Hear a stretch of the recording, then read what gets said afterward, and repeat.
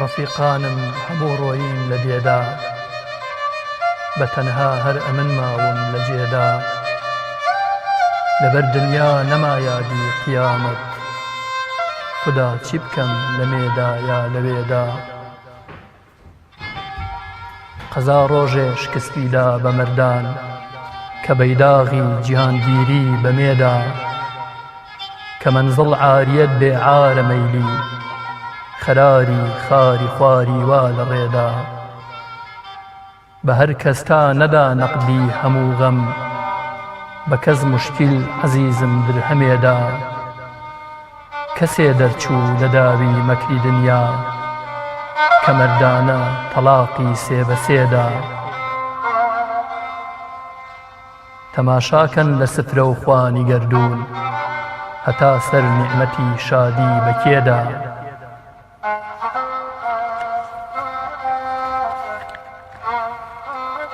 بە سوورەت ڕێ و زێ گەرچی یەکێکن، بە ڕێگەردی سەفەر زیبی بەزێدا. بەڵێ تەقسیمی ئوستادی ئەزەل بوو، بە دۆڵاشی خەلە و ئاوی بەنێدا. سەفەر مەولامە تاماوم لە مەولا، کە کەوش و گۆرەوی و تۆزی بەپێدا. بە میزانی شەریعەت سەعبە ناری، مداراکەی لە بەینی دوو هەوێدا.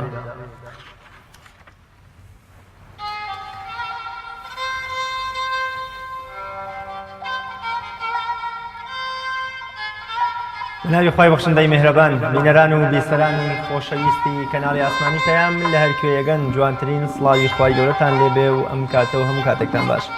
خۆم بە خۆشحاڵ و بەختەوەرە زانم لە ئەڵلقەیەکی نوێی بەرنامەی باس و خواست بە دیداریە بە عزیز و خۆشەویست شاد دەمە و ئەڵلقەیەکی نوێی بەرنامەکەتان پێشکەشەکەم. لە باس و خواستی ئەمڕۆماندا باز لە دنیا و باسکردنی دنیا دەکەین لە شێعر و لە شێعری شاعیر و عاریفانی گەورەی کووردا ڕەزا و ڕەحمەتی خوایان لێبێ.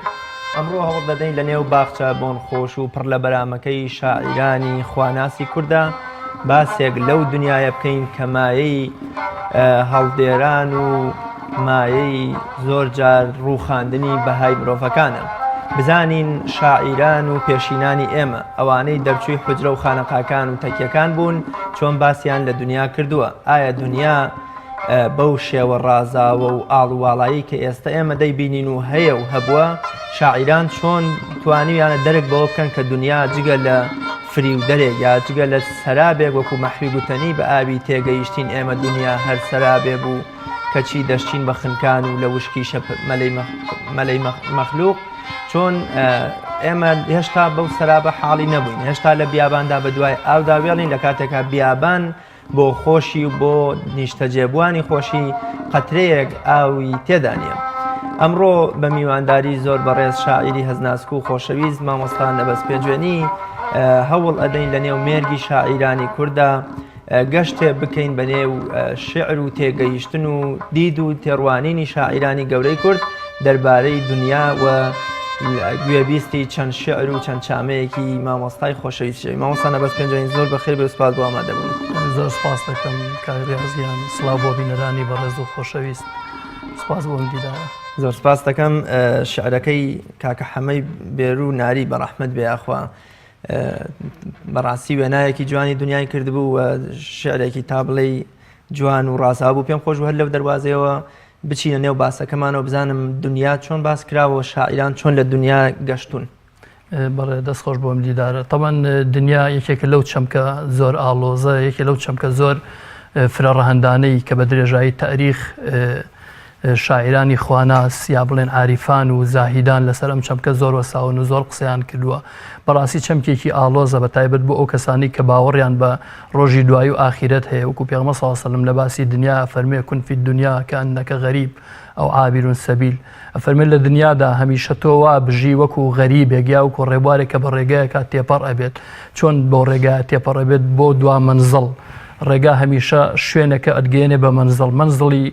لە دیدی عاریفان و خواناسانیشان منزڵ قیامەتە و بەرەو خواچوون و بەرەو بەهەشت چوون و بەرەو فیردەوسی عەلا چوونە. شاعرانی ئێمە زۆر لەسەر ئەم چەمکە وەستاون. ئەگەر ئێمە تەماشاکەین مەحوی لە پێناسیا لە دێڕەشێرێکی ئاڵێ چییە دنیا ژنێکە هەر شەوی سک پڕ بە سەد فیتنە سبەی نێزوو بە خوێنی جەرگی ئەهلی دڵ دەکا بێزوو. ئەڵێ دنیا چییە ژنێکە هەر شەوە و سکی پڕە بە چەند فیتنەیەک بەیانی کە هەڵ ئەسێ لە خەو بە خوێنی جەرگی ئەهلی دڵ ئەکا بێزوو بێزووەکە لە خوێنی جەرگی ئەهلی دڵ بخوا. بەڵێ ئابۆ شێوەیە باس کراوە. هۆکاری چییە شاعیران و عاریفانی ئێمە ئەگەر بڵێن دروست بێ بە جۆرێک بە جۆرەکان ڕەشبینانە لە دنیای ڕوانیام ئەگەر بڵێن بە جۆرێکی دیکە هەمیشە زاهیدانە ژیاون و پشتیان لە دنیا بووە وەکوان مەحمی قشارێکتیە لێ تۆمیشە پشت لە دنیا بە و جۆرێک لەو جۆرە بۆچی شاعیرانی ئێمە بەو شێوەیە لە دنیا من پێم وایە بەکەم زانینی دنیا نەبووە بەڵکو لە دنیا تێگەیشتن بووە. ئێمە تەماشاکەین دوجار دنیا چەنە خۆش بێت چەنە مەلەزاتی هەبێت چەنە دڵگیر بێت چەنە دڵنشین بێ بەڵام دوجار کۆتاییەکەی چییە بەرەو دنیایەکی ترچوونە. شاعیرانی ئێمەش هەمیشە کە دەرچووی ناو قوتابخانە و حجرە و فەقێتی و ناوخانەقاکان بوون ئەو ڕۆحی سۆفیەیان بۆ دروست بووە کە لە ڕۆحیەتی تەسەوفا هەمیشە بەرەو خواچوون ئەسڵە نەک لە دنیامانەوە بوون. وەکو ئەوی کە مەحوی هەر لە شعرەکە ئەڵێ نەڵێ مردم کە دنیا پشتی لەو ئەوڕوو لە دنیا بێ کە پووری زاڵە بۆچی پیرەزاڵی پێڕەزا نابێ لە دەروێش و لە شا ئەم فاحیشە ئاخر ئەکا حاشا گەر ئەهلی غیرەتی بەر لەو لە خۆی و ئەهلی حاشا بێ ئەگەر تاجد لەسەر سەرکا سەرتی پێوە قود ئەدا ئاخر مبارەک کەی ئەبێ ئەو خەلعەتەی وا خەلعی لە دوا بێت. زۆر جوان تەسویری دنیا ئەکا ئەڵێ کەسێ بەخۆی نەڵێ مردم کەسێ نەڵێ من مردم کە دنیا پشتی لەو ئەوڕوو لە دنیا بێ هەمیشە سیفەتی دنیا چۆنە دنیا مێژوویەکی کۆنی هەیە هەمیشە ئەڕوا کەسێکیش کە ئەڕواواتە پشت ئەکاتە تۆ ئەی چ مەردایەتیەکە بۆ تۆ کە تۆ ڕوو بکەیتە ئەو ئەڵێ نەڵێ مردم کە دنیا پشتی لەو ئەوڕوو لە دنیا بێ کەسێ بەخۆی نەڵێ من مردم و سوار چاکم و پیاو چاکم و خاوەن لیاقم لە کاتێکا کە دنیا پشتی لەوە بەڵام ئەم ڕوو لە دنیاە ئەڵێ کە پووری زاڵە بۆچی پیرەزاڵی پێڕەزا نابێ لێرەیە دنیای شوبهاندووە بە پیرێژنێ پیرێژن وکو سیفەتێکی پیربوون دنیا کۆنا ئەڵێ ئەگەر ئەم کەسە خۆی بە کوڕی ڕۆستەمی زاڵ ئەزانێ و ئەوەندە سوار چاک و لێ هاتووە بۆچی پیرێژنێکی پێڕەزا نابێت و پشتی تێکات و ئەڕوا اینجا لە وەسفی دنیاە ئەڵێ لە دەروێش و لە شا ئەم فاحیشە ئاخر ئەکا حاشا لە دەروێش کە وەکو لە کوردەواری خۆمانە هەمیشە بە مەرتەبەیەکی لە خۆبردووی و متەوازع و ئەو شتانە ناسێنراوە اینجا شایش هەمیشە بە کەسانێکی متەکەبیر و کەسانێکی خۆ بە زلزان و خاوەن سەڵتەنەت و جاه و پلە و مەنسەب ئەڵێ لە دەروێش و لە شا ئەم فاحیشە ئاخر ئەکا حاشا لە هەردوو مەرتەبەکە لەم سەر بۆ ئەو سەر ئەڵێ حاشا ئەکا گەر ئەهلی غیرەتی بەر لەو لە خۆی و ئەهلی حاشا بێ ئەگەر تۆ ئەهلی غیرەتی تو خۆت بە خاوەن غیرەت ئەزانی بەر لەوەی ئەو حاشاد لێ بکە وەرە تۆ حاشال لە خۆی و لە ئەهلەکەیشی بکە ئەهل مەبەز لە ئەهلی دنیا ئەو کەسانی کە دنیاویستن ئەو کەسانن کە بە شێوەیە لە شێوەکان باوەشیان کردووە بە دنیا اینجا دواییەت ئەڵێ ئەگەر تاجد لەسەر سەرکا سەرتی پێوە قود ئەدا ئاخر ئەڵێ ئەگەر ئەم دنیاە ڕۆژێک پلە و جاه و مەنسەبی پێبەخشیت دڵخۆش مەبە سەرتی پێوە قود ئەدا ئاخر اینجاڵێ مبارەکەی ئەبێ ئەو خەلعەتەی وا خەلعی لە دوا بێ ئەڵێ کەی مبارەکە کەی پیرۆزە کەی مای دڵخۆشیە کاتێک کە تاجێ بخەنە سەرت وەکو هەدیەیەک بەڵام دواتر لێت بسێننەوە خەڵاتێکن بەڵام دوایی بڵند دایکەنە ئەو تاجە شایەن و لایەقی تۆ نیە شایستەی تۆ نیە ئابەم شێوەیە باسی دنیای کردووە لە چەند شعرێکی تریشاوە کە دوایی نەسەری هەر بۆ شێوە تەسویری دنیای کردووە شتێکی زۆر لە دنیا تێگەیشتنە نەک ئەوەی دنیا بەکەم بزانێت بۆ شێوەیە نمونەی شاریمان هەیە لە شێری شاعیرانی کووردا کە وەسفی دنیا بکات دنیای بەلاو ڕازاوە و خۆش بێ یان بە جۆرێک لە جۆرەکان ئیجابیانە پێچەوانەی ئەو تێگەشتنی دیکە لە دنیایان ڕوانی بێ بەڵێ بە تاکید هەبووە هەر ئەوەی کە باسکردنی هەر لە ناو دنیای شاعیرانی عیرفانە هەر جۆرە لە باسکردنی لە سروشت و لە جوانی و لە ڕازاوی دنیا و لە خۆش و مەلەزاتی دنیا خۆی بۆ خۆی ئەوەیش جۆرێکە لەوە بەڵام نەک ئەوەی کە پشتگوێ ئەوەیان خستی بێ کە دنیا ئەو قیمەت و بەها و ئەرزشەی هەیە کە هەمیشە مای ئەوەی باوەشی پیا بکەیت و بە شێوەیە لە شێوەکان ئەگەر ئێمە خولاسەی کەینەوە دنیاویست و قیامەت نەویست بن یعنی قیامەتیان نەوێت بەو شکڵە باسی دنیا کراوە زۆر باشە کاک نەبەست پێم خۆشە گوێبیستی شعرێکی دیکە بین لە شعری شاعیران بێ یان شعری جەنابەت بێ زۆر ئاساییە بە شعرێکی خۆم لە خزمەتانە ئەبم.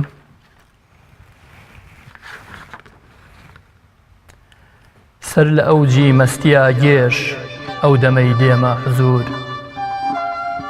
دڵ بە ئارامی دەکاتەی دەم بەدەم باغی سرور. خۆ دەزانم لایەقی ئەم وەسڵە نیم، ئەمما بەدڵ بولبولم عاشق بە سێسنە و بۆی گەزیزە و گوڵچنور. خەڵوەتی ڕازێ لەگەڵ تۆ سەد بەرامبەر جەننەتە، گەرچی واعیز هەر بڵێ پڕیە لە پەریان و لە حور. گەر لە تەکیەی چاوەکانت تیری غەمزەم بەرکەوێ، شافیە بۆ قەلبی بیمارم هەتاک و نەفخی سوور. ناڵە ناڵی نیوە شەو خۆ بێ سەبەب قەت ناکرێ، گەر نەبێ ئازاری فیراق و خەمی یاری لە دوور. جۆششی سەن ئاوری سینە و دڵی بوریانەکەم، لێ ئەگەڕێ با بێ بە خاشاک سەر بەسەر جەستەم بە نور. هەر بەدەستی وەسڵی تۆ دەکرێتەوە قاپی ئەمەل، مەرحەمەت فەرموو بە قوربان لێم نەکەی هەرگیز قسوور. فەخرە بۆ من وەک گەدایە بێمە دەرگەت ڕاوەسم، یا لە بەردەم خانەکەت ڕۆژێ بکەم چەند جار عبور. تۆ بە شەوقی ماهی لیقات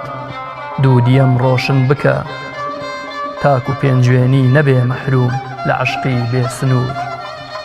تاک و پێنجوێنی نەبێ مەحروم لە عەشقی بێ سنوور. دەمت خۆش بێ و سەرکەوتوبی یاخمەوەسەنە. سپاس دەکەم. ئایا تەنها شاعیرانی موسڵمان یا عاریف و سۆفیا وەکو لە شاعیرە سۆفیەکانمان باسییان لە دنیا کردووە وەک خەڵکیان لە فری و دەرێتی دنیا ئاگادار کردوەوە یان بوون ئەو شاعیرانشمان کە ئەتوانین بە جۆرە لە جۆرەکان بڵێن هەڵگری بیر و باوەڕی ئیسلامی نەبوون یا بوونە لە نێو بازنەی ئیسلامەتیانە سوڕاونەوە ئەوانیش باسی دنیایان هەیە. وەک لە پێشەکی بەرنامەکە ئاماژەم پێکرد بە حکمەوەی کە دنیا چەمکێکی ئاڵۆزە، چەمکێکە ینی ئینسان هەمیشە لە بیرکردنەوەیە لە دنیا بزانە ئەم دنیا چییە کە بەم شێوەیە ڕازاوەتەوە و ئینسان فترەیەکی کەم تایە ئەژی و دوایی گوزەر ئەکات و کۆتایی بە ژیانیەت. بێگومان ئەمە تایبەت نییە بە جانبە ئیسلامی و دینیەکەەوە یا جانبە عیرفانیەکەەوە لە خەڵکان یان بڵێن ئادیاکانی تریشا قوڵ بوونەتەوە لە معنای دنیاە. یعنی زۆر جاروای لێ هاتووە بەداخەوە فەیلسوفە زۆر بە ناوبانگەکان دوای بیرکردنەوەیکی زۆر دوایی هاتوون خۆیان کوشتووە، خۆیان ئینتیحار کرد و کۆتاییان بە ژیانی خۆیان هێناوە. منەوەی کە بەلامەوە سیر بووی کە لە فەیلسوفە ئەوروپیەکانە تەسویری دنیامان چۆن بۆ ئەکات، ئەڵێ قوتوێ هەنگوین یا بڵین تۆزێ هەنگوین ڕژاوەتە سەر ئەرس، مێرولەیە گێت تێ ئەپەڕێ بەلایە تامی ئەکات. ئەڵێ پاژەوەی تامی ئەکات ئەڕوا، ئەڵێ دوجار ئەگەڕێتەوە بۆی زیاتر تامیکە. تموحێکی وای بۆ دروزە بێت چەند جارێک ئەڕات و دوجار یەتەوە ئەچێتە بە قورسایی خۆی بە هەر چوار پەلی خۆیەتە ناو هەنگوینەکەەوە. ئەڵێ زۆر ئەخوا دوجار هەنگوینەکە ئەیگرێ بەخۆیەوە ناتوانێت دەربچێت لە ناو هەنگوینەکە و پەلوپۆیشتێت و تا گیان ئەبەخشێت. ئەڵێ نمونەی دنیا ئەو فەیلسوفە ئەڵێت نمونەی دنیا بەم شێوەیە، ئەڵێ تۆ ئەوەندەی کە تامت کردیتر پێویست ناکات تۆ زۆر قوڵبیتەوە لە دنیا وەکو مێرولەکە بە لەزەتەکەی جارێ دوجار سێجار چوارجار بگەڕێیتەوە تا دوجار پەلوپۆ دەشتێت و هەم تێر نابیلەی هەم تێر خواردنەکەیش دوجار بە فەتارەت و ناڕەحەتیە ئەدبات و کۆتایی بە ژیانە دەهێنێ بەبێ هیچ ئامانجێکیش. یعنی ئەوانش بۆ شێوەیە تەسویری دنیایان کرۆ زۆریش تیا قوڵبوونەتەوە لە مۆزوعی دنیاە. ئەو شاعرانی کە بوونە شاعری غەیرە ئیسلامی یا بوونە هەڵگری بیر و باوەڕی ئیسلامیمان هەیە باسی دنیایان کردبێ لە نێو شاعیرانی کلاسی کوردیە؟ بەتاکید هەبووە، بەڵام وڵات دقیق ئێستا لە بیرم نییە کاگە ڕاز، بەڵام بێگومان هەر هەبووە قسەی لەسەر دنیا کراوە. لە شعری هاوچەرخدا یان بۆ من لای شاعیرانی هاوچەرخ ئەم باسکردنە تا چەند بۆ منە درێژ بۆتەوە بۆ نێو شێری ئەوانیش بۆ منە بۆ ئەم سەردەمە کاتێکە شاعیرانی کلاسیک ئەتوانین بڵێن لە هەموو دیوانەکانیانە ئەگە هەر یەکی شێرێکی ژێوی باسییان لە دنیا کردو لە شێری هاوچەرخ لای شاعیرانی هاوچەرخیش ئەگەر بەوردی بگەڕێی بێگومان لە شعری هاوچەرخیشا من زۆرم بەرچاو کەوتووە لە شعری عەبدوڵڵا پەشێوا بینیومە، لە شعری شێرکۆبیەکەسا هەر بینیومە، لە شعری جەمال غەمبارە. بەڵام ئەو شعر ئازادان چکە ئێستا لە پرۆگرامەکە با بڵین نەمتوانی خۆمی بۆ ئامادە بکەم نمونەیەکی بەرجەستەم لانێکە بڵم بەم شێوەیە باسییان کردووە، بەڵام شتێکی حاشا هەڵ نەگرە زۆر باسکرا و لە شعرەکانیانە نمونەیان پێهێناوەتەوە. زۆر باشە مامۆستانە بەس پێم خۆشە بزانم ئەو چەمکانت چین کە دنیایان پێ شوبهێنراوە لە شەری شاعراندا بۆ منە مەحوی هەر لە سەرەتایی دیوانەکەیدا لەم بەحری فیتنە واتە یەکسەر دنیا بە بەحری فیتنە و ناڕەحەتی و ناخۆشیەکان ناودێرەکە چەمکەکانی دیکە چین کە دنیایان پێ شوێنراوە و باسکراوە. پرسیارێکی زۆر جوانە ئەوەی کە من بەرچاوم کەوتبێ لە شعرێکی نالیە بەڕەحمەت بێ دنیا بەچی شوبهێنراوە بە بەرگێکی کۆن و کورتی بازاڕی. هەمیشە تۆ ئەگەر بڕۆی قاتێ بکڕی لە بازار ئەڵەن ئەوە بازاڕیە، هەمیشە بازاڕیەکان تەسک و تروسک و کورت و بەکەڵک نەهاتووە. لە شعرێکە نالی ئەڵێ بەرگی دنیا هێندە کورت و کۆنە و بازاڕیە چونکە ناگاتە لە قەوسێکە بە ئەویتری نەڵێن دێوانەکەی لێ عاریە. ئەڵێ بەرگی دنیا ئەڵێ ئەو دنیای کە ئێمە پێی فری و ئەخۆین و پێی هەڵ ئەخەڵەتین و جوانەکانی سەرنجمان ڕائەکێشێ و تایە قوڵ ئەبینەوە ئەڵێ وەکو بەرگێکی کۆنە و بازاڕی وایە ئەڵێ چونکە عەورەت و کەم و کوڕی ئینسانەکە داناپۆشێت دێوانەکەی لێ عاریە. دێوانەکەی لێ عاریە ئەو کەسەی کە دێوانەی دنیا بووە کە شێتی دنیا بووە کە هەمیشە خەیاڵی لای دنیاە تەنانەت ئەویش پێی عیبە لەبەری بکات. ئەمە لە شعری نالیا بۆ شێوەیە. لە شعری مەحوی وەکو پێشکی بەرنامەکە ئاماژەر پێکرد بە سەرابێک شوبهێنراوە. بە سەرابێک شوبهێنراوە ئەڵێ بە ئاوی تێگەیشتین ئێمە دنیا هەر سەرابێ بوو کەچی دەشتن بە خنکان و لە وشتیشە مەلەی مەخلوق. ئەو شعرە بەناوبانکەیەتی کاڵێ ئەوی ئەمڕۆ بە دەوری تەختیایە هەلهەلەی مەخلوق لە دەوری سوبحیە لە دەوری نەعشیە سوبحەی دەبینی وەلوەلەی مەخلوق بە پەلپەلکردنی سوبحەی ئەگەر ببوایە باوەڕیان دەبوو قەت بەم حەدە نەبوایە بۆ دنیا پەلەی مەخلوق. کە باسی سەرابەکە باوی تێگەیشتین ئێمە دنیا هەر سەرابێ بوو هەموو دەشتن بە خنکان و لە وشتیشە مەلەی مەخلوق. معلومە کە سەراب ئەو تیشکە ئاویەیەکە لە ئاسمانەوە لە شوێنێکی ئەیە لە شێوەی ئاو ئەنوێنێت کاتێککە تینوویەک لە بیابانێک کاتوونەتی زۆری بۆێنێت بەدەم ئاوەکەەوە ئەڕوات و ئەزانێ ئەمە ئاوە بەڵام بەڵێ بەدەم ئاوەکەەوە ڕوا کە تونێتی خۆی بشکێنێ بەڵام کە دوجار ئەگات بە شوێنە کە سێرەکات تیشتێکی سەرابیە و ئاو نییە ئەمیش زیاتر هیلاک بووە چونکە پەلەقاژە و بە هەڵەداوان ڕۆیشتەوە بۆ ئاوەکە زیاتر هیلاک بۆ تونێتی زیاتر فشاری بۆ هێناوە ئەشتێ بە خنکان لە وشتیشە مەلەی مەخلوق. ئەو مەخلوقە هەمووی کە ئاوە بە شوێن دنیای ڕای کردووە پێی وا بۆ دنیا ئاوە بەڵام دوجار سێری کردووە نەخێر ئاوێ نییە و سەرابێکە. لە لای مەحوی بەو شێوەیە لە لای ناریوک لە شعرەکە ئاماژەم پێکرد خوێنمەوە لە شعرەکەی پێشەکیە ئەڵێ ئەوەی کە یەک دقە عەفوتخوا کەسێ دەرچوو لە داوی مەکری دنیا کە مەردانە تەلاقی سێ بە سێدا. لێرە ناری مەلاکاکە حەمەی بێلوو دنیای شوبهاندووە بە ژنێک ژن هەمیشە سیفەتی وایە پیا و هۆگری خۆیەکە پیا و والی ئەکا کە دەستەمۆی خۆی بێت ئەڵێ کەسێک مەردە کە لە داوی ئەو ژنە کە بە دنیا باسی ئەکا مەردانە تەلاقی سێ بە سێیاوە یعنی پشتی شارێکی وای هەیە تا لە ماڵی دەرنەکردی ئەم ژنی سەرشوکەرە مەحوی توازانە بدە دنیا سێ بە سێ. زۆر جوانە زۆرتوانین بڵێ هاوشێوەی یەکن. بەڵێ لە یەکتریان وەرگرتووە ئیتر نازام کامیان لە کامیان چکە هاوزەمانی یەکتریش بوون. بەڵێ لە لای ئەو وکووتمان لە لای نالی بەو شێوەیە وەسف کراوە لە لای مەحوی بەو شێوەیە لە لای ناری بە شێوەیەکی تر لە لای شاعریتر لە لای حەریق بە شێوەیەکی تر هەر کام لەو شاعیرانە نەک لە بێبایەخکردنی دنیا بەڵکو لە تێگەیشتن بۆ خودی دنیا هەر ئەمەیە. دنیا ئەگەر لەمە زیاتر تۆ بێ وێنای بکەیت و وەسفی بکەیت و ستایشی بکەیت و یعنی پێناسەکەت منطقی نییە جوان دەرناچێت چونکە دنیا خۆی چییە دوجار باو باپیرانی ئەمە چیان لێ هاتووە ڕۆیشتن. نالی شعرێکی هەیە زۆر جوانە و شعرە من لە چەندی شوێنە باسی یەکەم ئەڵێ هەرچەندە کە عومری خزر و جامی جەمت بوو چونکی ئەمەلت زۆرە چ عومرێکی کەمت بوو ئەی جانبی دنیا و قیامەت بە خەیاڵات ئەو ڕۆژە کە مردی نە ئەوت بوو نە ئەمت بوو. چەند جوان باسیەکان لە دنیای کێ هەیە بەقەدەر خزر بژی کەوا مەشهورە ئاوی حیاتی خواردووە و ئەبەدەن نامرێت و هەتا دنیا باقی بێ ئەویش ئەمێنێت. ئەڵێ ئەگەر تۆ ئەمری خزرت هەبێ خاوەنی جامی جەمیش بی ئەو ئاوێنەی کە کەیقوباد هەی بووە وا مەشهورە ئەوی ژەڵن کە سێری کردووە هەموو دنیای لێوە بینیوە کە ئەمە شتێکی زۆر گەورەیە ئەمە ئەگە تۆ خاوەنی ئەمانە بیت ئەڵێ بەڵام مادامێک ئەمە زۆرە لە دنیاە بەڵام هەر عمرێک کەمە چکە پێ ڕناگەی دنیا هەمیشە تەبیعەتێکی هەیە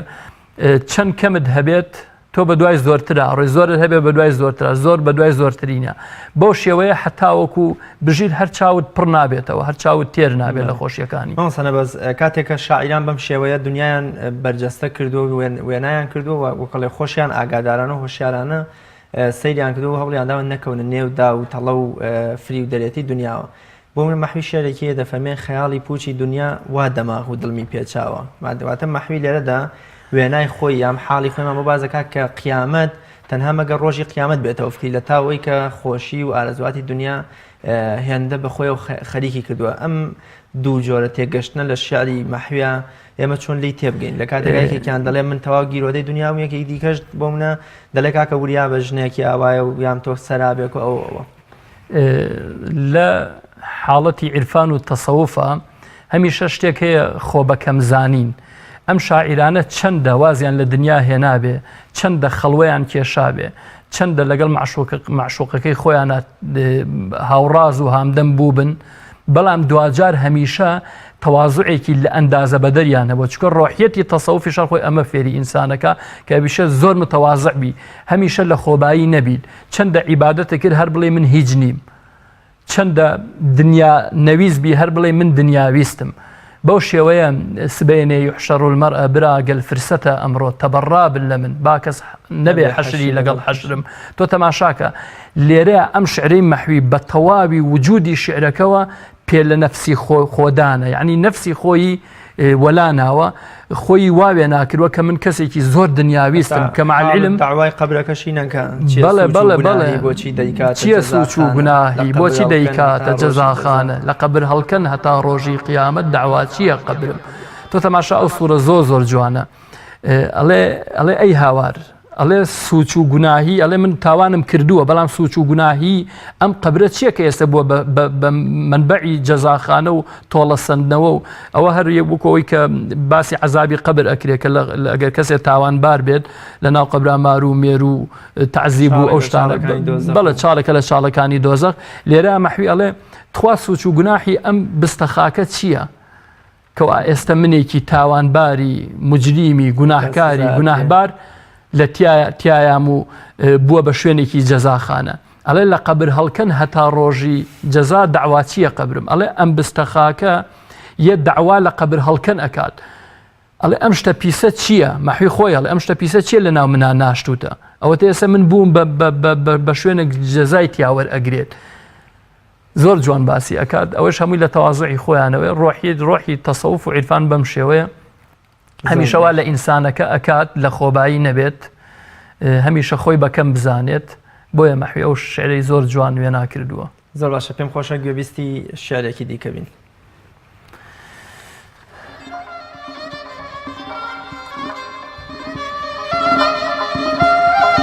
لە نێو باغی گوڵاڵاندا شنەی نەشئەی سەحروا هات بەسەر مەستی سەدای بولبول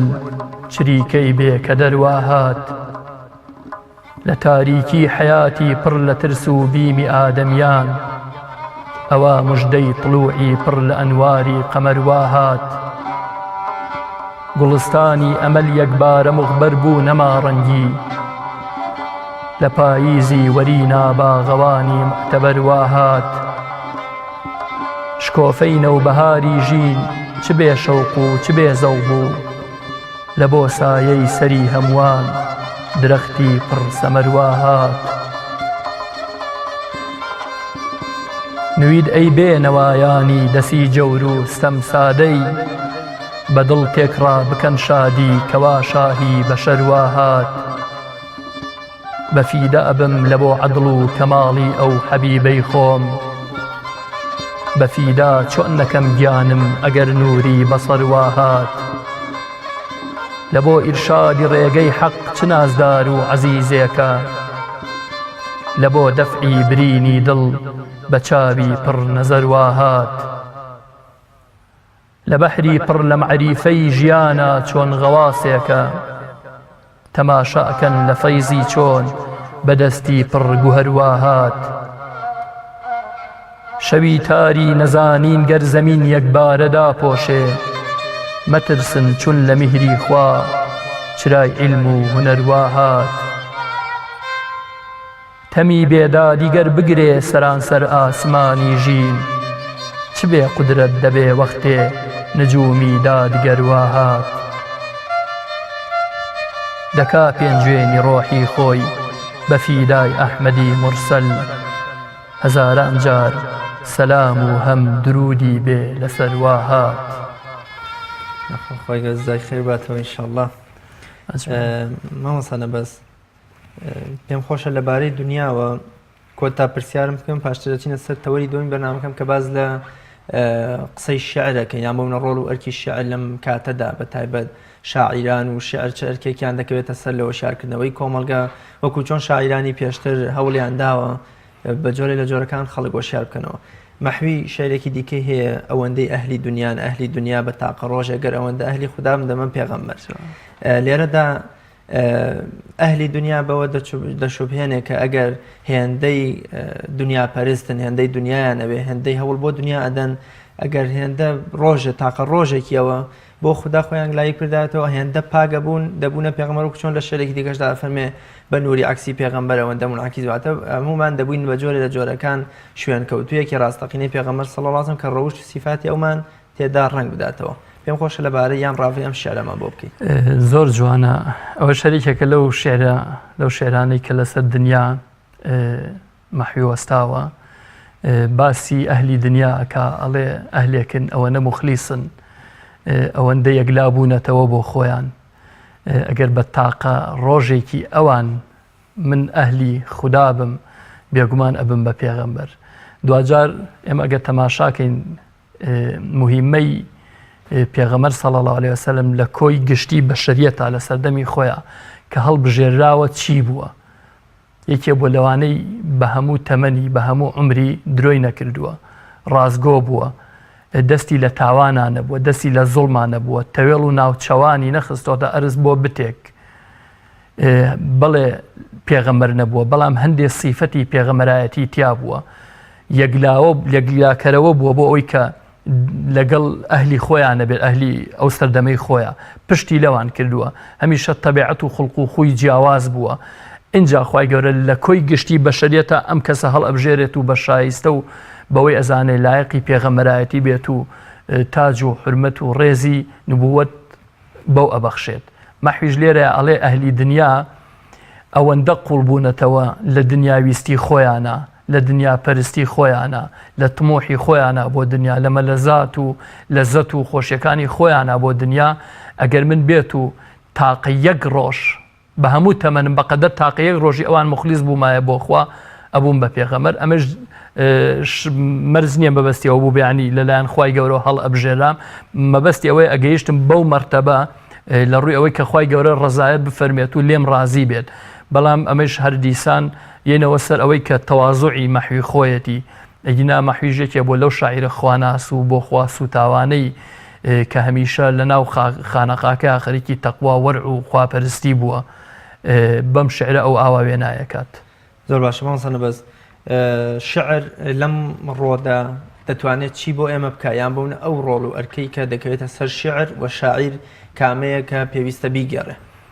شعر وەک هەر ژانرێکی تری هونەری ئەگەر شانۆ بە وەزیفەی خۆی هەڵبسێت ئەگەر چیرۆگنووسێ بە وەزیفەی خۆی هەڵبسێ هەر شتێک لە هەر ژانرێکی تر بە وەزیفەی خۆی هەڵبسێ شعر ئەرکی کەمتر نییە لەوان ئەگەر زیاتر نەبێ بە درێژایی تاریخ تۆ تەماشاکە لە باسی دنیاە ئێمە باسمان کرد شاعیرانی خواناس لە مێژووی ئەدەبیاتی عیرفان و ئەدەبیاتی کوردیە هاتوون کۆمەلگان هوشیار کردوتەوە لەوەی کە پێناسەی دنیایان بۆ بکات لە سەردەمێکا شعر ئەگەر پێویست بوو بێ حاڵەتێکی شۆڕژگێڕی و حەماسەتێکی قەومی دروست بوو بێ شعر هاتۆتە مەیدان و بە نووسینەوەی خۆی حاڵەتی شۆڕژگێڕی جۆژیا و تاویا و بۆی تاکەکانی کۆمەلگا هوشیار بکاتەوە کە خاک چ پیرۆزێکە نیشتیمان چ قودسێتێکی هەیە سەربەرزی مرۆڤ و ئازادی مرۆڤ چییە؟ یعنی تەماشای شعرەکانی قانع بکە، تەماشای شعرەکانی بێکەس بکە، تەماشای شعرەکانی زێوەر و ئەم شاعیرانە بکە. شعرگەلێکی نەتەوەییان نووسیوە بۆ هوشیارکردنەوەی کۆمەلگا. لە سەردەمێکە ئەگەر خوێندن حرام بوو بێت، کچ بنێرێتە مەکتەب و قوتابخانە مفتی پێنجێنی هەڵەسێ بە چەند شعرێک یا هەموو کۆی کە خۆی پیاوێک بووە شارەزایی لە دین و فەقێ بووە کاتی خۆی، هاتووە هوشیاریەکی لە ڕادەبەر لە ناو کۆمەلگای خۆیان بەرپا ئەکات و پیانەڵێ ئەڵێ مەکتەب هیچ حرامیەکی تیان نییە، بە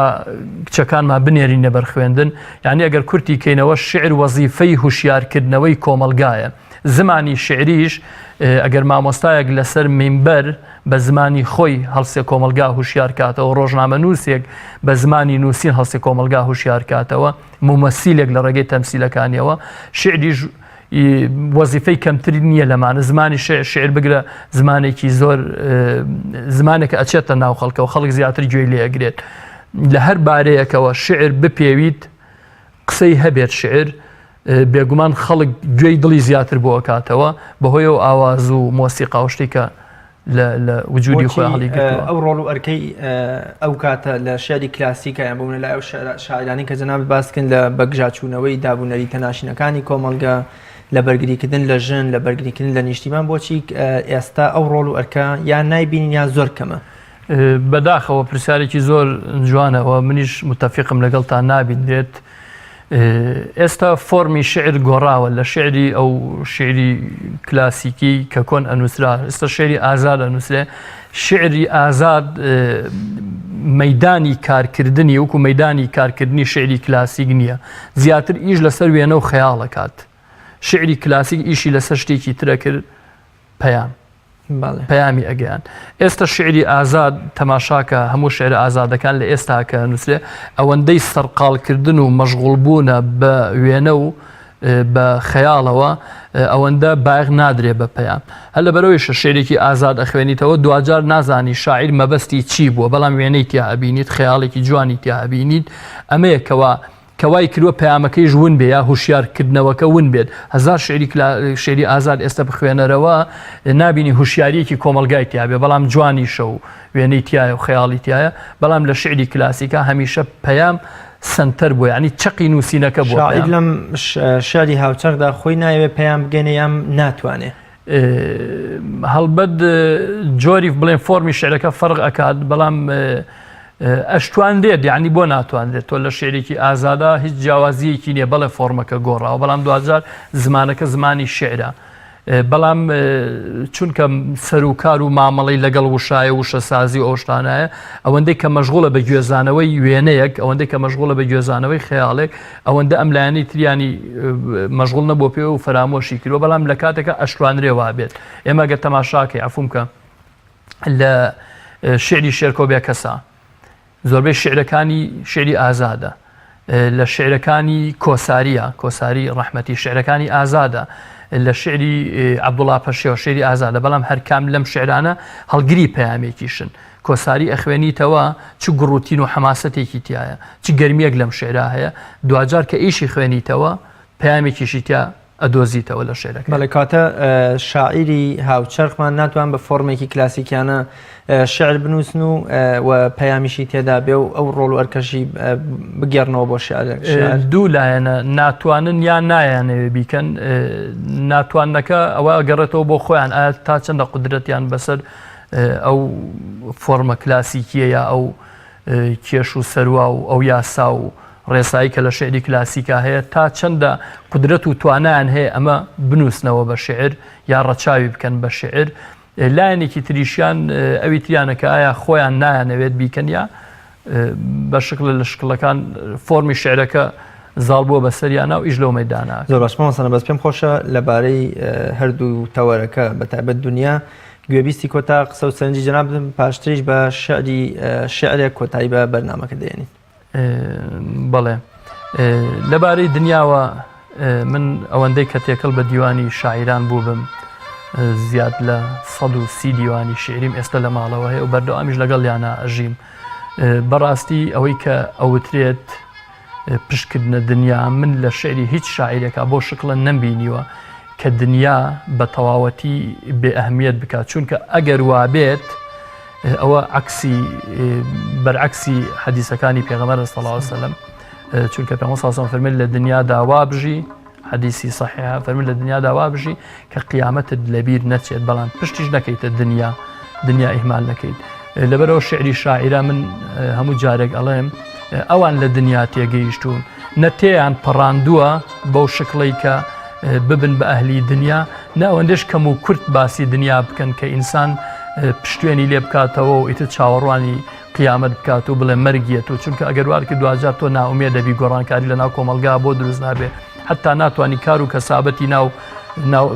بژێوی ژیانت پێیا بکەیت چونکە هەمیشە تۆ چاوەڕێی قیامەت تێگەکەی لەبەرەوە بۆ شکڵە نییە. زۆر باش مامۆستا بەس بە شعرێک پێم خۆشە کۆتایی بە بەرنامەکەبین من زۆر سپاس دەکەم و خی گەورە پاداشتی بە خێریش بداتەوە. سپاس دەکەم بینەرانی بەڕێز و خۆشەویست بە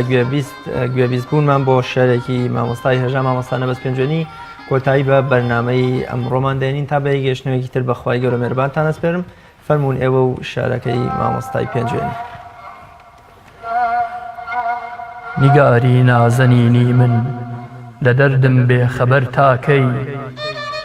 بە حاڵم پێکەنینت دێ